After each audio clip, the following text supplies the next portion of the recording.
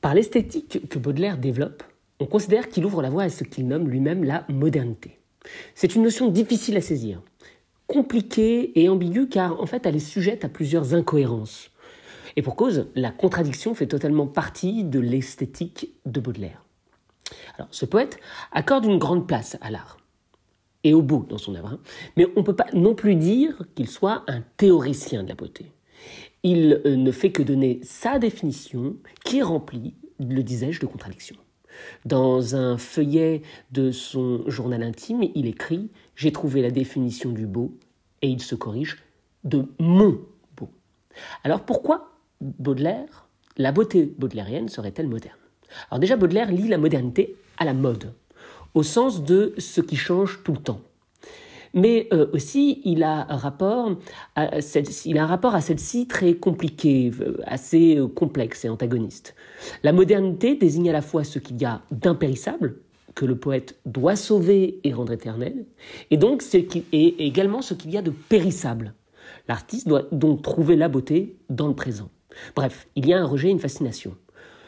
Pour le dire autrement, on peut donc en conclure et poser deux adjectifs pour la qualifier. Elle naît de l'éphémère et elle tend vers l'éternel. Par exemple, dans le poème La beauté, Baudelaire écrit qu'elle inspire au poète un amour éternel et muet ainsi que la matière, et qu'elle est plus fière qu'un monument, en cela qu'elle serait impérissable. Troisième adjectif pour définir la beauté baudelairienne, la beauté est, selon lui, irrégulière. Baudelaire parle d'une vague bizarrerie et s'exclame « le beau est toujours bizarre ». Par exemple, cette bizarrerie, on peut la voir à l'œuvre dans la métaphore déployée dans le poème « Hymne à la beauté », « Ô beauté, monstre énorme, effrayant, ingénu ».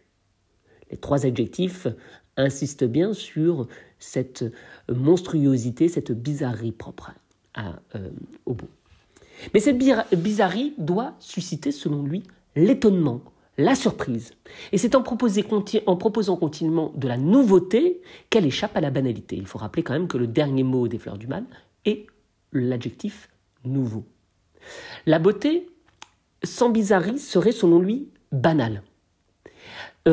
C'est-à-dire qu'elle doit forcément être singulière, individuelle.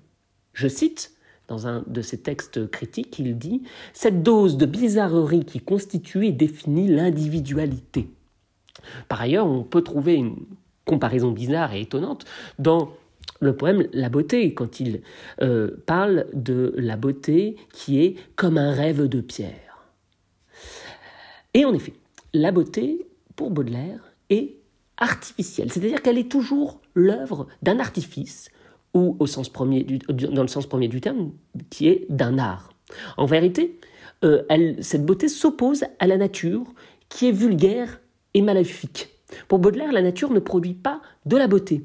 C'est une vision totalement erronée de la morale, car en vérité, la nature, pour Baudelaire, est liée au péché originel, aux instincts. Par conséquent, la nature n'est pas belle, c'est l'art qui permet de révéler la beauté.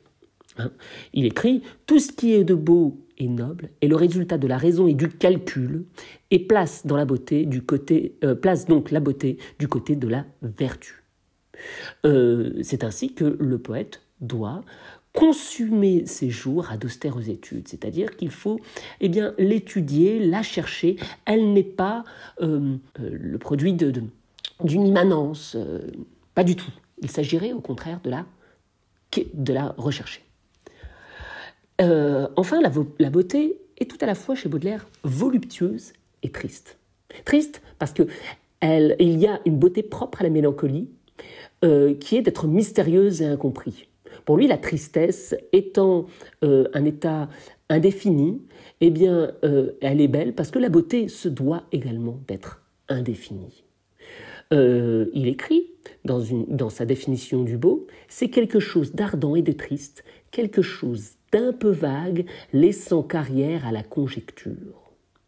Elle est triste aussi parce que le travail que la beauté demande fait souffrir. Ce travail est exigeant envers celui qui fait œuvre de l'étudier et de la révéler. Chacun s'est meurtri tour à tour, écrit-il dans La beauté. Mais à l'opposé, on l'a dit, elle est voluptueuse, elle est source de plaisir lorsqu'on la trouve. Elle est voluptueuse en tant qu'elle s'adresse avant tout au sens. Donc elle apaise, elle comble, elle console.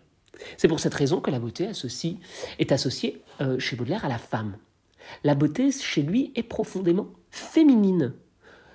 Pour le poète, et c'est par exemple pour cette raison qu'il l'a fait parler comme une déesse dans le poème La beauté, ou qu'il s'adresse à elle amoureusement dans le poème, encore une fois, Hymne à la beauté. Il écrit « Tu répands des parfums comme un soir orageux ».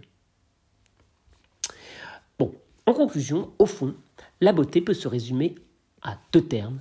Elle est idéale et elle est paradoxalement indéfinissable. Donc ce n'est pas vraiment une conclusion. Parce que précisément, la beauté de la beauté, si j'ose dire, c'est justement de ne jamais conclure. Une certitude en tout cas, les poèmes de Baudelaire en sont remplis de cette beauté. C'est ce qu'il met en scène dans son poème allégorique Le Flacon. Le recueil est pareil à un flacon de parfum. Il renferme un superbe liquide et ce parfum, c'est la beauté qu'il a extrait de chaque chose. Bon, la définition de la beauté de Baudelaire donc peut se définir par le culte du paradoxe, de la dualité. Elle est à la fois pure et impure, éphémère et éternelle, artificielle et spontanée, humaine et divine, vicieuse et vertueuse, source de bonheur et source de souffrance, elle est vitale, elle est mortelle, bref, elle est tout et elle est avant tout bizarre.